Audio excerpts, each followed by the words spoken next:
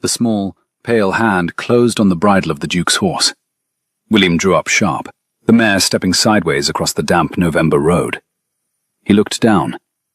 A boy, no higher than his stirrup, stood beneath him in a brown coat that had been cut down from a man's coat, the shoulders too square, the sleeves rolled twice at the wrist. The child had mud on his boots and a fine gold leaf caught in his hair, and the gravest face William had seen in a 12-month. "Sir," the boy said, "my mother cries every night." The mare blew out her breath in a soft grey plume. The woods behind them dripped with the last yellow of the oaks. Somewhere beyond the hedge, a sheep bell sounded once and fell silent, and the damp air carried the sweet, slow scent of cider apples left in the grass to rot. William dismounted. He did it slowly, because sudden motion frightens small creatures, horses and children both, and because he needed the 3 seconds of descending to arrange his face. "Every night," he said. "Every night. She thinks I am asleep." The boy was watching him with a clear, grey expectancy that William recognized as a child's absolute faith that adults, when properly informed, would fix what was wrong. It was a look he was not accustomed to deserving. He asked the boy his name and his mother's, and got the name Samuel in return, and, with the careful enunciation of someone who had been taught that names required precision, Mrs. Hale. William said nothing. The mare stamped. A branch of the hedgerow scratched against his polished boot. The sky over the boy's head was the colour of the inside of an old pewter cup. Autumn at its unsentimental worst, the light flattening everything and hiding nothing. Mrs. Hale. He had not heard the name spoken aloud in 6 years. He had spent those years teaching himself not to say it, even in the quiet of his own thoughts, even when a peninsular fever had held him for a fortnight, and the memory of her name was the only thing he had to walk himself back from. A single rook crossed the road low overhead. A drop of cold water fell from the edge of his hat brim onto the knee of his breeches. He felt it with the unreasonable, exact awareness of a man whose whole weight has just been set upon a very small plank of wood. He asked where they lived. "The orchard cottage," Samuel replied. "Past the miller's, 2 fields down from the Lightning Oak." William observed, in the mild tone of the man making conversation while his mind sorted through a great deal else, that the boy had walked a considerable distance to find a strange man on a road. Samuel corrected him. He had walked, he said, to the village, and there he had waited for a gentleman. Mamma had said they did not beg. Mamma had not, however, said he could not ask. William's mouth moved. Not quite a smile, but something the autumn air could not account for. "What is it you mean to ask, Samuel?" The boy's grip on the bridle did not slacken. He had narrow fingers, and at the base of his thumb a small, half-healed scrape, the kind a child gets from climbing where he has been told not to climb. William found himself cataloguing this scrape with a precision he did not understand. "She says tears are not forever," Samuel said. "But it has been a long time, sir. Would you come and see if you can make them stop?" William looked at the boy. He looked at the rutted road behind him, and at the thin line of smoke rising half a mile off from what must be the village, and he thought about the letter in his breast pocket from his steward at Ashbourne, and the business in Lincolnshire that he had told himself was urgent, and the 3 invitations in London that he had, for once, not declined. None of it, weighed against a small hand on his bridle, weighed anything at all. He said he would walk the boy home. Then he would go to the inn and think. Samuel asked whether he would return tomorrow. William answered, honestly, that he did not know. The boy observed, in a small, steady voice, that his mother would be expecting somebody now. William knelt. The damp of the road came through the knee of his breeches. At this height, the boy's face was level with his own, and he saw, without quite allowing himself to see, something in the line of the jaw that made a very old, very cold hand close around his lungs. He asked if Clara knew Samuel had walked to the village. The boy said no. William proposed, then, that they would not tell her he had stopped a stranger's horse. They would say he had met him at the turn of the lane, and that the gentleman had been polite. Could Samuel agree to that? The boy, with the child's absolute moral precision, asked whether this would be a lie. An arrangement, William said. Samuel considered this with the seriousness he had brought to everything so far. Then he nodded once, and let go of the bridle, and held up his hand to be lifted into the saddle in front of William, because he had evidently decided that a man who made arrangements could be trusted with the next half-mile. The orchard cottage sat 2 fields down from a split black oak, exactly as he had been told. Smoke came from its chimney in a thin, careful thread, as if whoever tended the fire was doing so by rule rather than by warmth. William set the boy down at the gate and stayed mounted. He did not trust himself to walk up the path. A figure moved in the cottage doorway. She did not step outside. She stood in the shadow of the lintel with an apple basket set against her hip, and she looked past her son and up at the horseman at her gate, and her face did not change. It did not need to. William had not seen her in 6 years. Her hair was darker now, the sun gold of the girl he had known compressed into a copper brown, worn, pinned severely at the nape, and her eyes, which had once been the warmest brown he had ever been allowed to look into, had learned to look steadily without giving anything away. She was still the loveliest thing in the autumn afternoon. She was still the loveliest thing he had ever seen. "Samuel," she said. Her voice was pleasant and level, and had in it something he could not have named as rage if he had heard it anywhere else. "Inside. Mama, inside, please." The boy went. The door did not quite close behind him. The basket of apples on her hip did not move. She looked up at William Ashbourne as if he were a tradesman at the wrong gate. "Your Grace?" "Clara." "Mrs. Hale." There was a silence. He registered dimly that he was still in the saddle and that he had not yet said anything coherent. He registered more acutely that his heart was doing something quite ungentlemanly inside his ribs. He had rehearsed, in the course of 6 years, at least 40 different openings to this conversation. Lines he would say at chance meetings in London drawing rooms, in letters he would never post, in the pre-dawn dark when he was supposed to be sleeping. And every one of them, now that the moment was actually upon him, evaporated like smoke off a wet fire. He said, at last, only what a neighbor would say. He had met her son on the road. He had brought him home. She thanked him, gravely and briefly, and wished him a good afternoon, and stepped back into the cottage, and the door shut. It did not slam. Clara Hale had never in her life slammed a door, and she was not about to begin on his account. William sat on his mare in front of the closed cottage door, for as long as a man can decently sit in front of a closed cottage door. And then he turned the horse and rode at a walk back to the village, because he did not trust himself to canter. The Green Man at the village crossroads was a low, white building with a good tap and a better fire. William took a room and a plate of bread and beef and a mug of something warm, and he ate and drank without tasting any of it. And he thought. When the landlord came to take his plate, William asked him, with the careful casualness of a man who has rehearsed the tone, about the widow at the orchard cottage. The landlord answered in the closed, polite register of a countryman who has learned what questions are safe. Mrs. Hale had come down from her aunt's, he said, 5 or near 6 years ago, when the aunt had died and left her the orchard. She took in sewing, besides. She kept herself. She was spoken of as a widow, yes. He himself did not speak of her at all, begging his Grace's pardon. She was a good neighbour, and her boy was a credit to her, and her business was her own. William put a coin on the bar. He was told he had the right of it. The landlord was a sound man. There would be one more question, he said, and then he would cease. Had any gentleman called upon her in those 6 years? Nor any lady? None, the landlord said. She took her own counsel. William finished the mug and set it down carefully. Through the small window he could see the last of the daylight bleeding away over a field of stubble, and the first thin stars coming out over the eastern wood.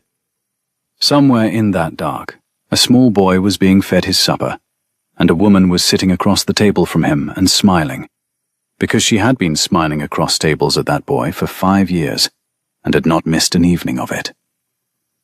He went upstairs. He did not sleep. He stood at the window and watched the night find its full darkness over the village, and thought about a boy's grey eyes, and a scrape on a small thumb, and the line of a jaw. And at 4:30 in the morning, he called for his horse. The dawn was the colour of a bruise when he rode out of the village. Frost had crept down into the ruts of the road overnight, and the mare's breath came in white bursts, and William did not allow himself to think about anything except the next turn of the lane, because if he thought beyond that, he would not keep going. The orchard cottage was awake before him. A single candle burned in the kitchen window. Smoke came up from the chimney at a domestic angle, the angle of a fire built for breakfast and not for ceremony. He dismounted at the gate and tied the mare, and walked up the path and knocked on the door. It opened at once. She was in the same dress as yesterday, indigo dark wool, plain at the collar, an amber-red shawl pinned at her shoulder against the cold. Her hair was already up. In her hand was the broom she had been using to sweep the hearth. The kitchen behind her was warm and neat and smelled of toasted bread. Somewhere at the back of the cottage, a small voice was talking itself through the business of lacing a boot. "Your Grace? Mrs. Hale? Have you come about the boy?" "I have come about everything." She stood in the doorway for a long moment. She did not ask him in, nor did she shut the door.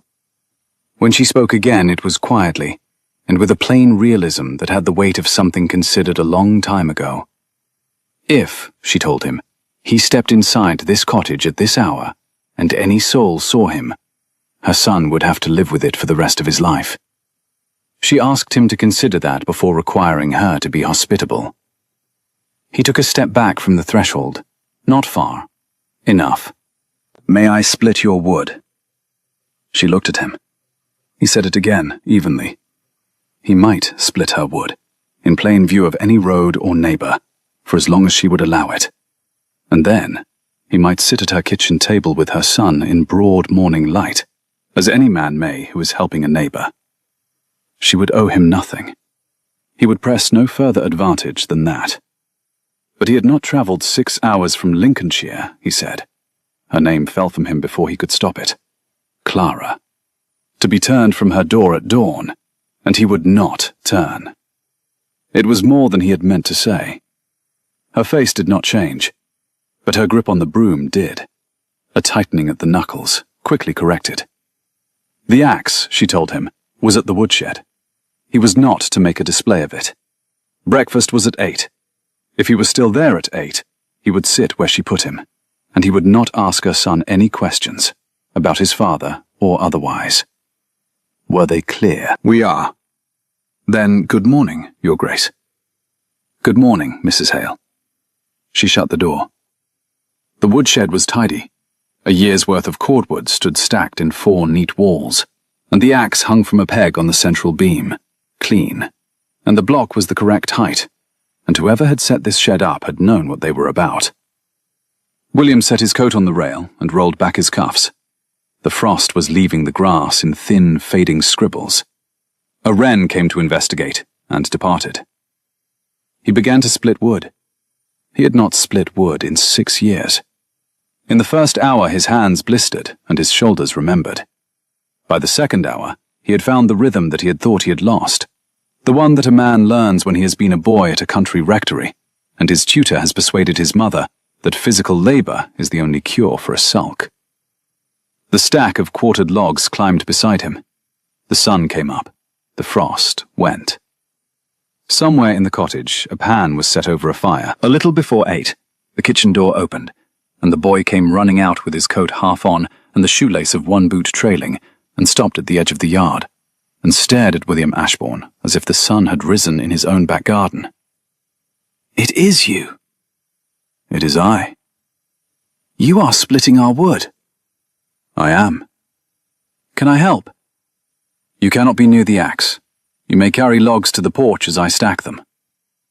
Samuel considered this, judged it insufficient for his dignity, then accepted it and set to work with the grave industry he brought to all things. William watched the child's small arms manage 2 logs at a time, and his breath caught, very slightly, on the resemblance, and he corrected himself before it became visible. Clara stood at the kitchen door.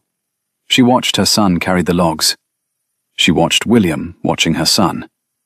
She did not smile, but she did not close the door. "Breakfast," she said. "Coming, Mamma." "Breakfast, Your Grace." "Coming, Mrs. Hale." The kitchen was warm. The table was scrubbed to the grain. 3 plates sat ready. A plate for the boy, a plate for herself, and a plate laid carefully at the further end, as far from hers as the table permitted. She served porridge with apples from her own trees cut into it, and thick slices of buttered bread, and a pot of tea that was strong and very good. William sat where she had put him, and ate what she had set before him, and did not speak until spoken to. "Did you split all of it?" Samuel asked around a mouthful. "Most of it." "Are you going to stay?" Clara set down her spoon. She did not look up. William said, carefully, "I'm going to help your mother with the apples for as long as she wishes. When she no longer wishes, I shall go." Samuel looked at his mother. Clara lifted her spoon again. The silence stretched. A log popped in the hearth. William, who had negotiated with 2 ambassadors, a French smuggler and his own mother in the past 12 months, decided that a 6-year-old boy at a kitchen table in Somerset was the most dangerous creature he had ever yet faced. "I wish," said Samuel, "for him to stay a long time." "Do you?" said Clara. Her voice, finally, was not level. It was thin at the edges, as if the porridge had caught in her throat.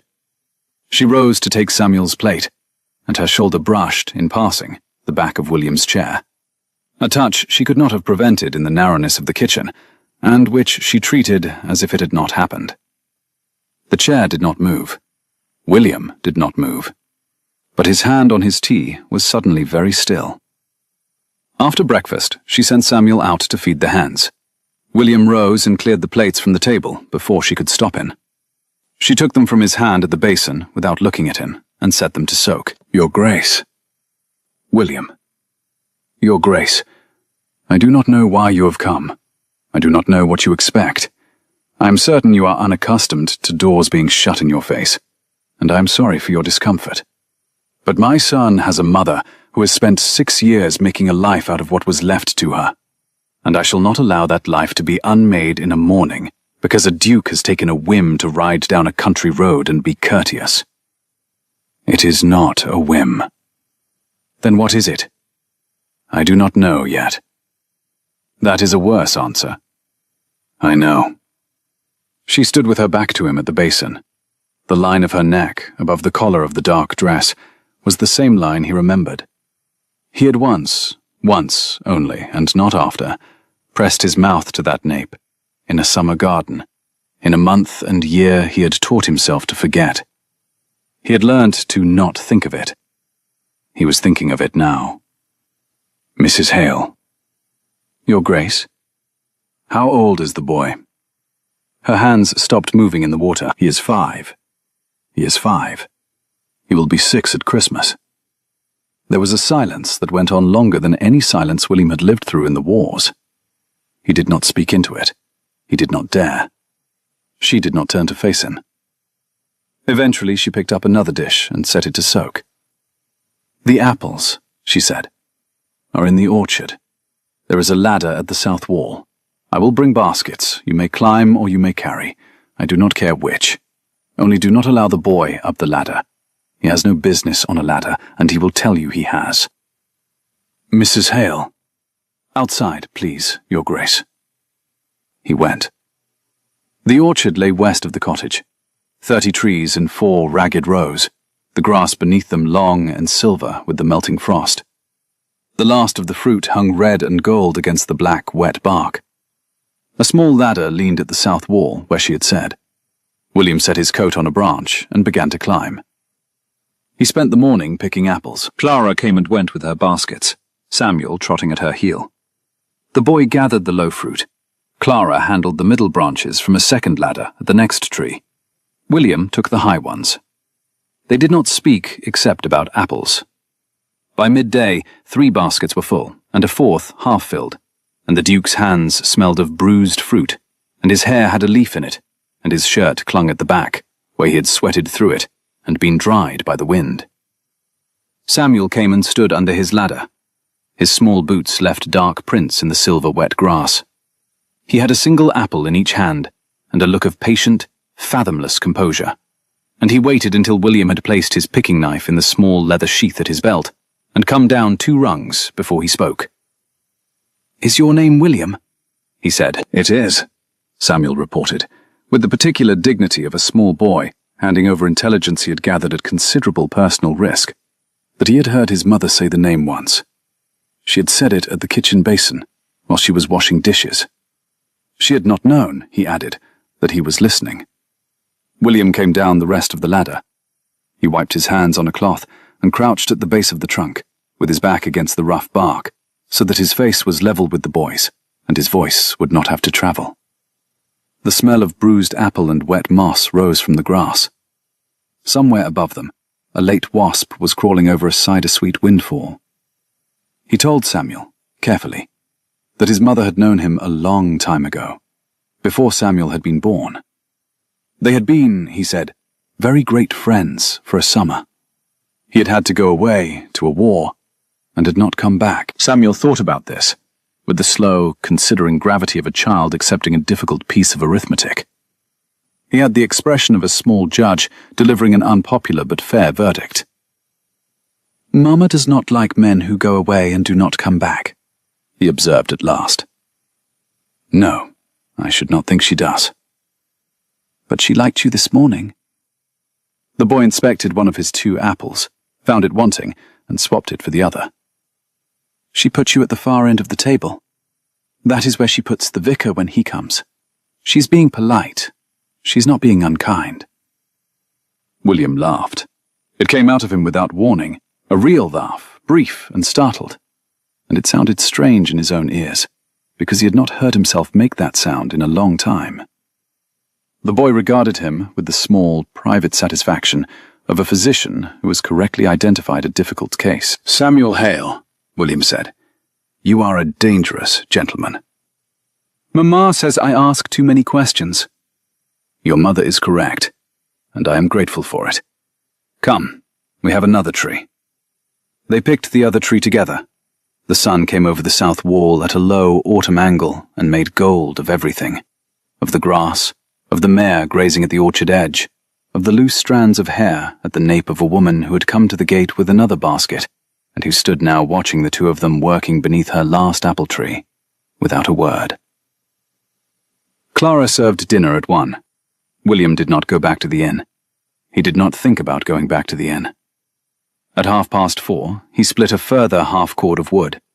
At 6, he carried water from the pump. At 7, when the dark came down hard and sudden, as it does in November, Clara looked at him across the kitchen and said, "There is a bed made up above the stable. It is clean. I have no other to offer you. And there is the village inn, and you may choose as you will." The stable is more than kind. It is not kindness.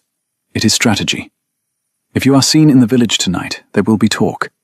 If you are seen leaving at dawn, there will be different talk. I am choosing the smaller talk, Your Grace. I am not inviting you into my home. "I understand, Mrs. Hale." "Do not call me that tonight." He looked at her. She was standing by the hearth with her hands clasped very tight at her waist. The firelight found her. It caught the copper brown of her hair and the amber of the shawl she had not once taken off. And it caught something else at the crown of her head that he had seen before, and not understood that he had seen, and which now, in the steady lamplight of a kitchen in Somerset, he saw. It was a comb. A slim, carved comb of copper, chased with a pattern of leaves, sitting in the knot of her hair. He knew that comb. He had bought it at a silversmith's in Bath for her 21st birthday, 3 days before he had been summoned back to Ashbourne by a letter from his father, and not returned for 6 years. "You are still wearing it," he said. She did not look at him. "I am still wearing it." "Why?" "Because," said Clara Hale, "I am a woman of habit, Your Grace. It is a small comb, and it does its work. I've not had a new one in 6 years. There has been no occasion to replace it." "Clara." "Good night, Your Grace. The stable is the building with the lamp in the window. Please keep the door bolted. The wind is rising." He crossed the yard in the full dark. The wind had come up, as she had said, and the stars above the stable roof were the sharp, hard, cold stars of a true frost coming. The stable loft had a clean cot and a clean blanket, and a pitcher of water and a candle. He sat on the edge of the cot for a long time in his shirt sleeves, without lighting the candle, and he thought about a small jaw, and a pair of grey eyes, and a comb, and about a morning 6 years ago, when he had left a garden in the rain because a letter had required him to, and about the letters he had written in the months after, and the letters he had waited for, and the silence that had come instead. He did not sleep until nearly 3. When he did, he slept badly. He woke to the sound of weeping. It was thin and carried on the wind. A woman weeping softly in a kitchen at 4 in the morning, believing herself unheard. William lay on the cot with his fist against his mouth and listened to it until he was certain beyond any further doubt. And then he rose and dressed and walked through the dark yard to the cottage door. It was unbolted. She had not bolted it. He took this information and filed it away. He pushed the door open 1 careful inch. Clara Hale sat at her kitchen table in a white nightshawl with her face in her hands. A single candle burned between her elbows. The fire had gone out. She was not sobbing. She was making no sound at all. Her shoulders were moving in the small, suppressed rhythm of a woman who had been doing this exact thing at this exact hour in this exact kitchen for a very long time, and who had learned a long time ago to do it without any noise that might wake a child in the next room. "Clara," he said from the doorway. She did not start. She did not turn. She simply drew in a very long breath and lifted her face from her hands. And she looked across the small, dark kitchen at him, and her eyes were wet, and her mouth was steady. "You heard me." "I heard you." "Every night," Samuel said.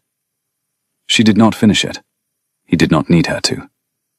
He closed the door behind him with the careful attention of a man handling a thing that might shatter at sound, and he did not step further into the room. "Her 5-year-old son," she said after a silence, "should not have told a stranger." He answered that Samuel had not told a stranger. He had told him. "That is the same." "No." She wiped her face with the back of her hand, the small, efficient gesture of a woman who had been wiping her face that way at 4 in the morning for 6 years. She had made an art of it. The art was the thing that hurt him more than the weeping. And then she said, with a very small smile that had nothing to do with mirth, that Samuel had told her he would come back. She had not believed him. The boy had told her the Duke would come, because he had explained about the crying. She had told Samuel that tears were not forever. She had not told him that men like dukes did not return to cottages because small boys asked them to. She should have. Now he knew, and he would remember, and he would think, for the rest of his life, that the world worked in this way. "Clara," William said. "Your Grace, is he mine?" She looked at him. The candle between them guttered once in the draught from the door and recovered itself. Outside, a dog barked somewhere along the lane, and was still. Clara Hale sat at her kitchen table in her white nightshawl, and she looked at William Ashbourne with her wet face and her steady mouth, and she did not lie to him. She had never been able to lie to him. She had been able to refuse him and dismiss him and keep him from her door, but she had never been able to lie to his face, and she was not about to start. "He is." William's knees went. He did not fall. He found the edge of the kitchen table with the flat of his palm, and he lowered himself into the chair across from her, and he set his hand on the scrubbed wood between them, and his hand was not steady. She saw that his hand was not steady. "Clara," he said. "Clara." "You did not know." I did not know. I thought you knew. For a long time I thought you must know, that you had heard and chosen. And then I thought, I understood, that you had not heard. But by then it was late, and I had made a life. He asked why she had not written. She said quietly that she had. He closed his eyes. How many times? 7. She had stopped, she explained, after the 7th. A letter had come back unopened. It had been returned from Ashbourne, with his seal on the outer fold, and she had taken the return as an answer, and had decided no woman should require an 8th. He could not answer at first. He had never, in 6 years, seen a single letter from her. He began to tell her what he had been told, and his hand came up and pressed against his mouth, because the telling was harder than he had expected. When he began again, his voice was low. He had been informed, 2 months after his departure, that Clara had married a farmer and moved to Scotland. The report had travelled through his cousin Henrietta, who had had it from his aunt, who had had it. He faltered on the word, and mastered it, through her own father's solicitor. He had been told that Clara herself had sent word he was not to write. He had written anyway. 3 times. He had received a reply in what he believed to be her hand, saying that she had found a life which did not require him, and was content in it. He had burned that letter. He had not written again. I never wrote such a letter, she said. I know that now. Who? I do not know. She put her face back in her hands. She did not weep. She made a small sound that was not a sob, a single, soft, exhaled word that William could not have made out, except that he had heard it once before, in a garden, 6 years ago, when she had understood that he was leaving, and that he did not have the power to refuse. It was the sound of a woman discovering that a catastrophe she had assigned to fate was in fact the work of the hand. Clara. Not yet. Clara, not yet, William. Please. He sat across the table from her, and did not touch her. He did not reach for her. He sat and watched her breathe, and get her face back in order. And when she lowered her hands again, her cheeks were wet, and her eyes were dry. Samuel must not know, she said. Not tonight. Not this way. Tomorrow, perhaps. Or next week. Or never. I do not know yet what is right. I shall follow your lead. You shall. I shall follow your lead in everything until you tell me otherwise. You say that now. I mean it now, and I shall mean it tomorrow. Men who have ridden 6 hours on a November afternoon say all manner of things before dawn, Your Grace. I am a woman of habit, as I told you. I shall believe you when I have watched you for a season. Then watch me. She almost smiled. Go back to the stable, William. Yes. And bolt the cottage door from the outside when you go. I meant to bolt it at midnight, and I forgot. And I should not like to discover in the morning that I forgot for a reason I am not ready to examine. I shall bolt it. Good night. Good night, Clara. He rose. At the door he stopped. He could not help it. He turned back, and she was still at the table in the candlelight, with her shawl drawn close, and her hands flat on the wood, and he said, I am sorry. I know. I am more sorry than you will ever hear me say. Perhaps. We shall see. He closed the door behind him, and bolted it from the outside, and stood in the black yard with his hands on the bar until his breathing steadied, and then he crossed the yard to the stable, and did not sleep, and did not try. In the morning he split wood again. Samuel found him at it and carried logs. Clara came and went about her business with the same composed pleasantness she had shown the day before. And that was what undid him more than any weeping. He could manage a weeping woman. He had no defense at all against a woman who had wept at 4 and was pouring tea at 8, and meaning every cordial word of it. At 10, she called him in and sat him down. She had a small paper tucked into the cuff of her sleeve, and she drew it out and set it on the table between them, flat and face down, and placed her hand on it as a woman places her hand on a Bible before she speaks. The morning light fell across the scrubbed wood and caught the ink lines bleeding through the thin paper. Whatever she had written it early, and she had written it with a pen that was not entirely kind to her hand. "Here is what I will and will not do, Your Grace." He opened his mouth to correct her on the name. She lifted her other hand half an inch, and he closed it again. He understood, then, that the mourning was going to be done on her terms, in her language, at her pace, and that the most useful thing he could do was listen. She did not read from the paper. She had written it only to steady her hand while she said the words aloud. She would not, she told him, accept an offer of marriage made this week, nor next, nor within any week of his first returning. If what he felt was true, it would still be true at the end of the season.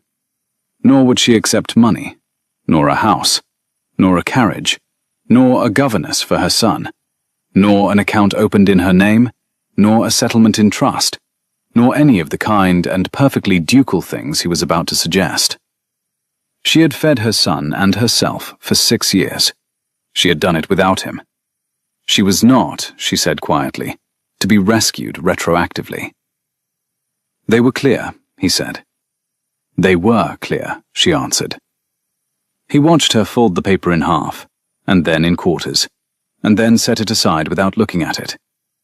What she granted him in its place, she spoke plainly. He might come and split wood, for as long as winter lasted. He might take Samuel on his horse on Saturdays, in full view of the road, in front of the village. He might sit at her table at the far end, as any neighbour. He might escort them to church, if his business permitted. He might write to her, if he wrote as he once had, and not as a man negotiating. He would write as he once had, he said.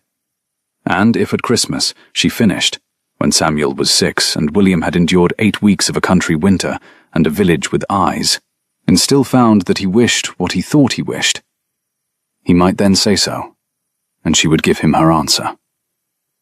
He observed, mildly, that it was a long wait.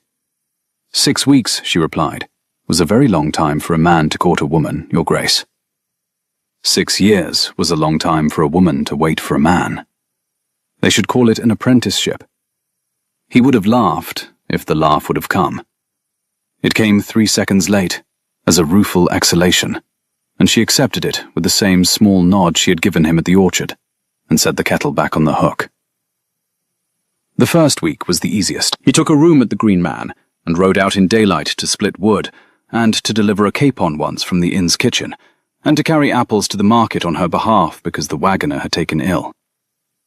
The village looked at him, and looked at her, and did not yet know what it thought. He was scrupulous. He did not touch her. He stayed no longer than any decent neighbour. He left before the light failed. He wrote to her in the evenings, ordinary letters, news from Ashbourne, a comment on a book, a remark on a neighbour's horse, and she wrote back in the same register, neither warmer nor colder. On the Saturday, he took Samuel up on the mare, and rode him slowly down the lane as far as the second field gate and back again, and the boy's gravity broke at last into delight, and his laugh carried across the frost and lodged in William's chest, in a place he had not known was a place. The second week was harder. Lady Marbury called at the cottage. She came in a carriage with her daughter and her footman and her second-best police, and she sat in Clara's kitchen for 3/4 of an hour and asked polite, gracious, surgical questions, and drank 2 cups of tea, and left. Clara stood at the window and watched the carriage turn at the lane end. William, who had arrived at the yard 10 minutes before, had kept himself in the woodshed with the axe in his hand and the shed door pulled to, and had come out only when the wheels were gone. What did she want? "To see you," said Clara. "To confirm what the village has already told her. To discover whether I am a designing woman or a fallen one. I believe she is undecided. Her daughter is 19, and excellent at the pianoforte, Your Grace. I should imagine she is being measured against me at some length on the drive back to the hall." "Clara, do not look so thunderous. She has done nothing yet. She was unfailingly polite. She remarked on the cleanliness of my hearth and the good manners of my son. She left her card. I shall return the call in a week. You shall not. I shall. To do otherwise is to tell the village I am afraid of her, and I am not afraid of her, and Samuel needs to see that I am not. He opened his mouth. He closed it. He had been in this woman's kitchen for 12 days now, and he had learned several things, and chief among them was that Clara Hale's judgment on matters of Clara Hale was better than his. Very well, he said. Thank you. May I accompany you on the call? No. May I ride past the hall at the hour of the call? You may. Twice. Once on the way, once on the return, and once only at a canter. Agreed. They did not speak of Lady Marbury again, but 3 days later, at the village harvest festival on the green, Lady Marbury spoke, and Clara answered, and William was there. It was a small thing. The festival was a small thing. Apples in barrels, a fiddler, a hay wreath over the church porch, children running with sticks. And on a small thing it is easier for a large harm to happen, because no one is prepared. Clara stood at the apple barrel, with Samuel in front of her, her hand on his shoulder, and Lady Marbury crossed the green with her daughter on her arm, and paused, pleasantly, within the hearing of a dozen neighbours. The fiddler had drifted closer. A pair of tenant farmers paused at the cider tap. The rooks in the churchyard elm lifted in a loose, cawing cloud and settled again. The air smelled of cinnamon and old apples, and the faintly sour sweetness of trampled grass. Lady Marbury remarked upon the boy. She spoke with the careful, musical courtesy of a woman who had been trained in drawing rooms, where every word had a second meaning, and every pause a third. "Such fine eyes," she said. "So very grave. So like his father," she dare said. There was a small, polite silence. The dozen neighbours heard it. They did not, yet, understand what they had heard. "Yes," said Clara. She did not blink. "So like. I am glad of it." Lady Marbury pressed. She had been told, she said, that the boy resembled his late father a great deal. Clara agreed. The resemblance was considerable. The neighbours began to understand. Lady Marbury's smile acquired the quality of a woman setting a trap within a trap. And one hoped, she added, that Mr. Hale had been a man of as noble a bearing as the boy himself. "Mr. Hale," Clara replied evenly, "was a very fine gentleman indeed, Lady Marbury. I thank you for your interest in him. Shall I recommend the cider? It is my own." It would have ended there. Lady Marbury would have taken her cider, and her daughter, and her intelligence, and gone home. But at that moment, William came across the green with a bag of apples over his shoulder, because he had been at the next barrel, and had lifted it over without thought. And he arrived at Clara's elbow, and set the bag down. And the dozen neighbours saw it, and Lady Marbury saw it, and Lady Marbury's face changed. She greeted him. She had not seen him at the barrels, she said. She observed, with the soft precision of a compliment that is really a weapon, how very generous he was with his time in the village. William replied that he was not generous. He was a neighbour, he said, and he enjoyed a festival. She attempted a variation. A duke at a village fair was always a generous thing. He answered that he had not been a duke that morning. He had been a man, carrying a bag of apples. The green was silent. The fiddler had stopped. Samuel, who had been leaning against Clara's skirt, had gone very still in the way that small children go still when they have understood, without understanding the words, that the adults have changed tone. William put his hand on Samuel's other shoulder. It was not a calculated gesture. It was not staged. It was the thoughtless hand of the man who had just set down a heavy bag and needed somewhere to rest his arm. The dozen neighbours saw that too. "Lady Marbury," said Clara quietly, "I believe you were about to try the cider. Samuel, would you go with your grace and fetch the lady her cup?" "Yes, mamma." He went. William went with him. Lady Marbury, deprived of her audience and of her momentum, accepted the cider, made a remark about the weather, and withdrew. The fiddler struck up again. The dozen neighbours returned to their apples. It was perfectly done. It was, William thought later, the neatest piece of social surgery he had ever watched in a year of watching his mother operate and 30 guests at a dinner. Clara had ceded nothing. She had conceded nothing. She had rolled the attack back upon itself without raising her voice, and she had used him expertly, to do it. He caught her eye across the green. She did not smile. She only dipped her head half an inch. It was more than a smile would have been. Samuel fell ill 2 days later. It was the cold at first, the thin red nose and the thick voice that any child in a damp country autumn collects by November. Clara put him to bed and made a compress and sent for a broth. By the second evening, his fever was rising. By the third morning, it had crossed into the kind of fever that countrywomen whisper about in doorways. William was at the cottage when it began to turn. He had come for the afternoon, to carry more wood in because the cold was deepening, and he had found Clara kneeling at Samuel's cot with a basin of water and a cloth, and her face above the basin was a face he had not yet seen on her, and it told him everything he needed to know about the severity of the matter. He asked whether she had sent for a doctor. She had, at dawn. The man would come from Taunton, she said, but the roads were bad, and she did not know when. William moved at once to fetch him himself. Clara stopped him with a word. He would not go, she said. He was more use here. When he began to argue, she interrupted him. She pressed the cloth into his hand and said, briskly, that she must boil more water and see to the fire, and she could not be in two places. He was to sit with the boy. He was to keep the compress cool. He was to talk to him. Samuel liked him. Talk to him, William. He took the cloth. He knelt at the cot. Samuel's face was a terrible colour, and his breath was coming too quick, in small, shallow drags that William, who had watched men die in tents in Spain, recognized, and did not allow his face to acknowledge. He wrung the cloth in the basin. The water was the cold well water Clara had drawn at midnight, already warmed faintly by the heat coming off the boy. He set the cloth on the child's forehead with a hand he had willed steady. "Hello, Samuel," he said. "William?" "I am here." The boy's eyes were unfocused and too bright. He said, in the small, flat voice of a child who knew better than to lie to himself, that Mama was scared. William said that Mama was not scared. Mama was busy. Samuel considered this, and then announced, with the devastating accuracy of the very young, that Mama made that particular face only when she was scared. William conceded that perhaps Mama was a little scared, and that the two of them would help her not to be.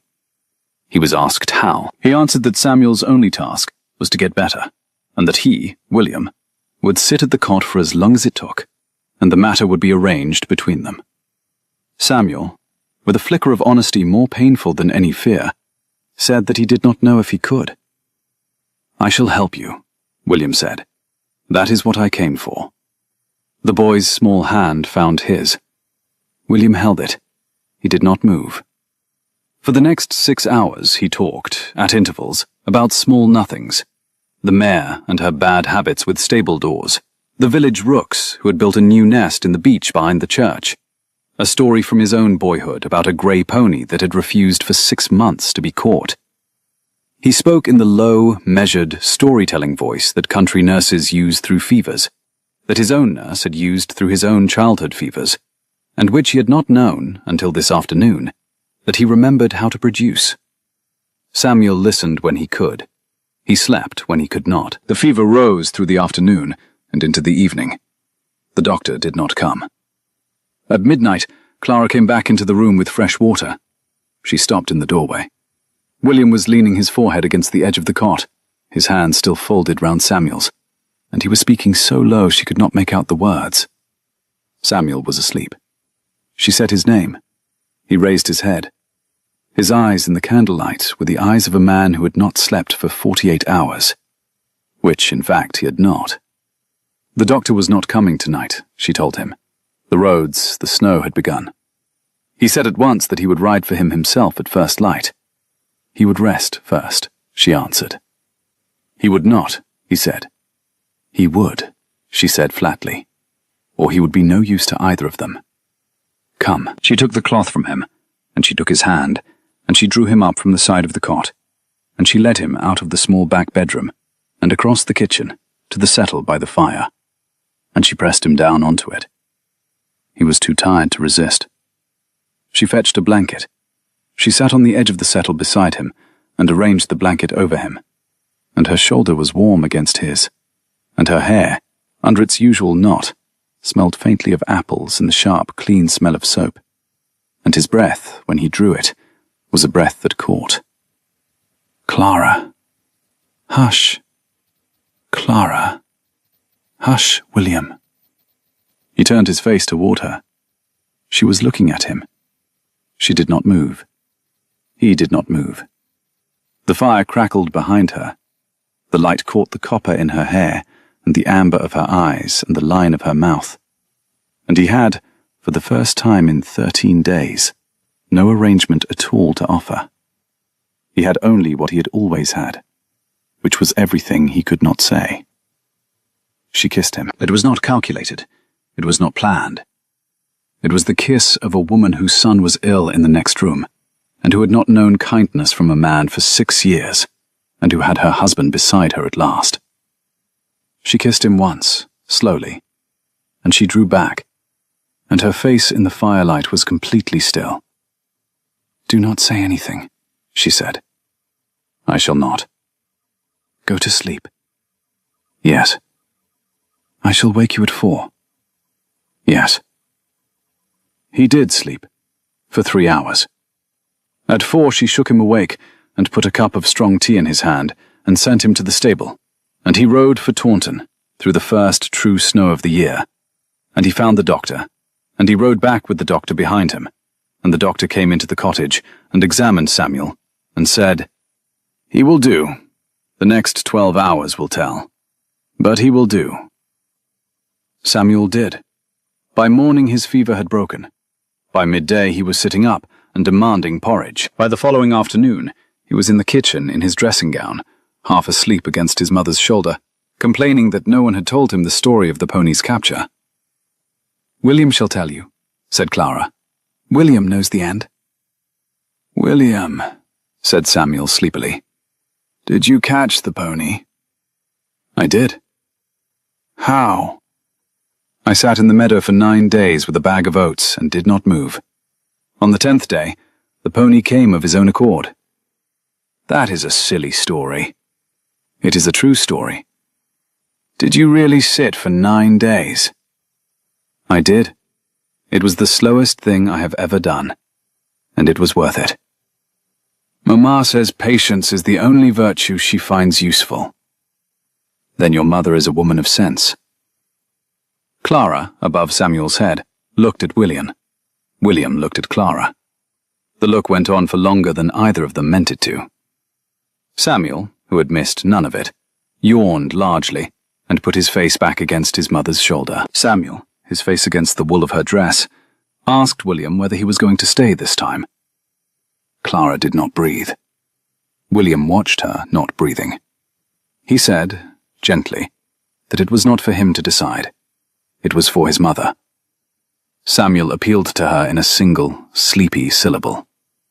Clara's hand, moving of its own accord, passed once across her son's hair. She did not lift her eyes from William's. "It might be," she said at last, "that he would stay. It might be that they would see. But he would come for Saturdays," Samuel pressed. "He would come for Saturdays," she agreed. Samuel declared that was all right then, and fell asleep against her shoulder. They sat in silence with the fire crackling. Outside, the snow had stopped. The kitchen smelled of the remains of broth and of the apples she had cut for the morning. William, who had not expected to live through the past 3 days, found that he was alive and that a small boy was sleeping against the shoulder of the woman he had loved for a third of his life, and that he was, for the first time since he had been 22, in a room that he did not wish to leave.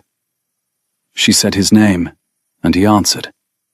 "In the first light of Christmas Day," said Clara Hale very quietly. He might ask her. He said he would. And she would answer him, she went on. He said yes. But not before, she added. She had her son to settle, her village to settle, and she had to watch him another 6 weeks, and she would not be moved on that. He said he understood. Good. She looked then into the fire. The lamplight found the comb in her hair, the copper comb he had bought for her in Bath on the 9th of June, 7 years and 5 months ago. He did not point at it. He did not speak of it, but she saw him see it, and her mouth moved very slightly in the first real smile he had been permitted since he had come down the lane behind her son. Christmas came. It came slowly, as Christmases come in country places. The first snow stayed a week and melted. The second snow came in the second week of December and stayed. The orchard became a white, silent place, and the apples that had not been picked lay under a soft cap of snow, and the smoke from the cottage chimney was a firm domestic thread every evening across a firm domestic sky. William took a room at the Green Man through the month. He rode out each day. He split what wood needed splitting, and he brought what could not be got from the village shop, and he took Samuel up on his horse for the Saturday ride, and he sat at the far end of Clara's kitchen table at meals, and he wrote her a letter every night, and she wrote him one every morning. The village watched. The village drew its conclusions. The village, being a country village with a pragmatic streak, decided that whatever precisely had taken place between the widow at the Orchard Cottage and the Duke of Ashbourne was their own concern, and that the boy was a credit, and that the Duke split wood very well, and that the matter would, in the fullness of time, arrange itself. On the 12th of December, a letter came from William's cousin Henrietta, sent on from Ashbourne. It arrived by the afternoon post, bound in oilcloth against the snow, and the packet that accompanied it was heavy enough to settle on the bar of the Green Man with a small, definitive thud. William carried it upstairs before he opened it. He closed the door of his room behind him. He sat in the single chair at the small desk by the window, and he turned the packet over in his hands twice. And then he broke the seal. The letter was in 2 parts. The first was an apology, written in the tight, careful hand of a woman who had been composing the sentences in her head for a fortnight before she let them fall on paper. The second part was the truth, and it was the kind of truth that breaks across a man's chest in a single pass and leaves everything behind it rearranged. His aunt, Henrietta wrote, had known from the beginning. She had written to Clara's father in the August of the year of William's leaving, offering, in the polite language of settled ladies, a sum of money for Clara's silence. The settlement had been refused. A second approach had been made through the father's solicitor, and that approach, negotiated with a man of limited moral range, had succeeded. Every letter Clara had sent from that day forward had been intercepted at the village post. Every letter William had written had been taken from the Ashbourne mail before it left the estate. The one reply William had received in what he believed to be Clara's hand had not been written by Clara. It had been written by a forger in Salisbury. The aunt had paid him £12. Henrietta had the receipt. She had the forger's signed confession. She had the bank drafts in her aunt's own hand. She had a copy of the last of Clara's 7 letters, still sealed. "I am sending it all by the messenger who carries this," Henrietta had written at the close, "and I shall never in my life ask you to do anything for me, except to forgive Clara Hale, if she will permit it of you, and to tell her that she is survived by no one who has not paid in some measure for her silence. I was 21. I did not know. I am so sorry." William read the letter twice. He did not move between readings. The snow, outside the small window of his room, began again, the slow, soft, downward drift of a country snowfall that has no intention of hurrying. When he had finished the second reading, he folded the letter, placed it and the supporting documents into his breast pocket, took his coat from the peg, and went downstairs and called for his horse. He did not open the packet again at the cottage door. He waited until Samuel was in bed. He did not open the packet at the door. He waited until Samuel was in bed. Then he laid the letter and the papers on the scrubbed kitchen table, and he sat across from her, and he said, "Clara, I have something to give you. You will want to read this with the fire built up and a pot of tea close to your hand, and you will not wish me to watch your face while you read it. I shall step out to the yard. What is it? It is why. It is everything. She looked at him. Then she looked at the papers. Then she looked at him again. She rose, and she set the kettle on, and she said, "You shall stay. I have waited 6 years to read what is in those papers.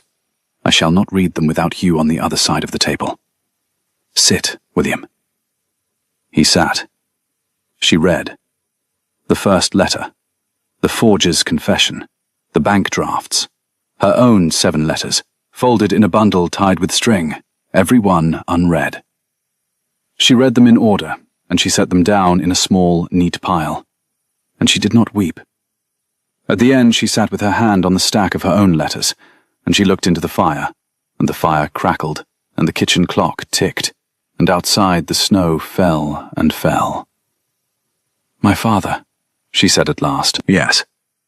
He did not live to see Samuel. He died before the boy was born." "Yes. I have made peace with hating his memory. I shall now have to revise it." "Yes. Your aunt, dead 3 years. I shall not have the satisfaction of confronting her. No. It is very hard to be angry at the dead." "It is." She was silent for a long moment.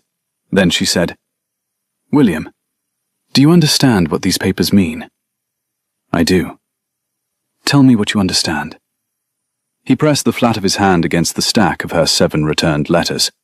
They had been tied with a thin black ribbon, his aunt's ribbon, he knew, because he had seen it 100 times around the wrists of the old woman's correspondence at Ashbourne.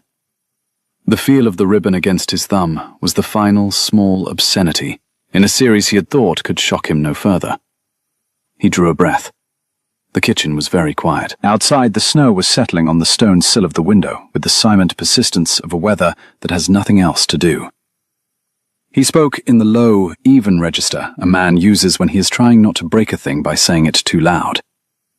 He had believed, he told her, that she had chosen a farmer. She had believed that he had rejected her unread. Between those 2 beliefs, a child had been born, and a woman had learnt to weep at 4 in the morning, where her son could not hear her. There was not, he said, an hour in their lives between that June and this November that they had not paid for. They had been young. The adults who had held the power over them had been cruel. They had been the price of that cruelty. He had loved her, without interruption, for 7.5 years, and no reading of these papers could add to that love, or subtract from it. The question before them, he said, was not whether she might now forgive him, because there was nothing in these papers to forgive him of. The question was whether she might permit him, at last, to be the husband he had been prevented from being. "That," he said, "is what I understand." She closed her eyes. "It is the 1st of Christmas," she said. "I had said you might ask on the first light of Christmas Day. I had not looked at the calendar. I had not meant this hour. I had not dressed for it. Shall I wait until morning? I shall lose courage by morning. Ask me now, William." He came round the table. He did not kneel. He had enough sense left to know that she did not need a kneeling man. He took her hand. He stood beside her chair, and he pressed her hand flat against his chest, so that she would feel, through the wool and the linen, the rate at which his heart was behaving. Because he did not have the words for it, and did not trust his voice to carry them if he did, he asked her, plainly, would she marry him? Would she let him be a husband to her, and a father to Samuel, and a neighbor to her village? Would she accept that he would make mistakes, and agree to tell him plainly when he did? Would she do him, he said, and there his voice did break, a little, and he did not correct it, the enormous and undeserved honor of taking the name of a man she had already carried for 6 years. "I will." "Clara." "I will, William. Yes. The answer is yes." He sat on the chair beside her, because his legs were once again behaving unreasonably, and he took her other hand, and he lifted both her hands to his face, and she leaned her forehead against his, and the fire crackled, and the clock ticked, and she did not weep, but he did. He wept, quietly, for a long time, with his face in her hands, and she held him, and she did not tell him to stop. It would not, she said after a time, be a very large wedding. She named the shape of it. The village church. Samuel walking her in. Henrietta from Ashbourne if she would come. Her neighbour Mrs. Paget, who had been good to her through the 5 years she had walked to church alone. That was all, she said. That would be enough. They would hold it on Christmas morning. It was 3 days hence. He told her then about the license. He had carried it in his inner breast pocket for 11 days. He had not dared to look at it since he had folded it there. She stared at him. Then she laughed. The first laugh he had heard from her since his return. It was the laugh he remembered, with something added to it that had not been there before. The quiet weight of a woman who had taken 6 years to be herself again, and had not quite expected to be. William Ashbourne, you carried a marriage license in your pocket through 3 snowfalls. I did. I am, in my own small way, a man of faith. You are, in your own small way, a fool. He conceded that he was. He told her she was going to marry him anyway. She agreed that she was. The wedding was on Christmas morning, in the village church at 9. The church was cold and beautifully decorated in holly by Mrs. Paget and 3 other women who had risen at dawn. Henrietta had come from Ashbourne on the night mail. Samuel, in a new blue coat William had arranged from Taunton, walked his mother up the aisle with a dignity that threatened to break Clara's composure, and did not, because Clara had decided, early in life, what her composure was for. Samuel stood at her elbow during the vows. When the vicar asked William if he would have this woman, Samuel watched William's face with the focused interest of a small judge confirming a verdict. When the vicar said the final words, Samuel said, in the voice of a person who had arranged the whole matter and was now satisfied, "There." The church laughed. The vicar laughed. Clara Hale, who was no longer Clara Hale, laughed into William's shoulder and let him hold her for the half-second the vows permitted. And then she stepped back and was a duchess, and did not know yet, because she had been a mother for 6 years, that she would be very good at being a duchess indeed. They walked out of the church into a thin, bright, cold morning.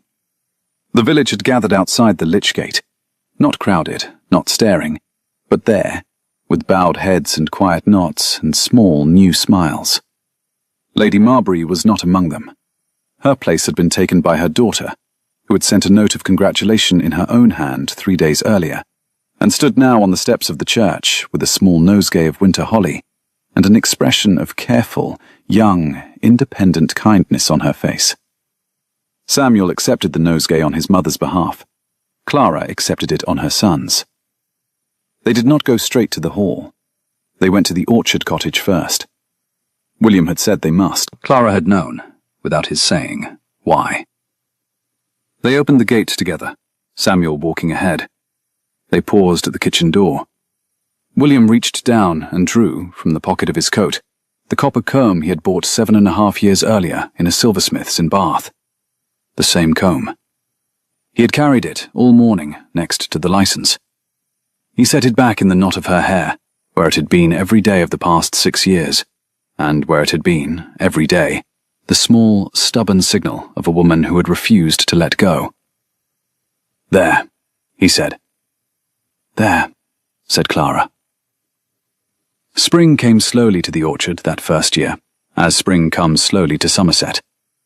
The snow melted in February.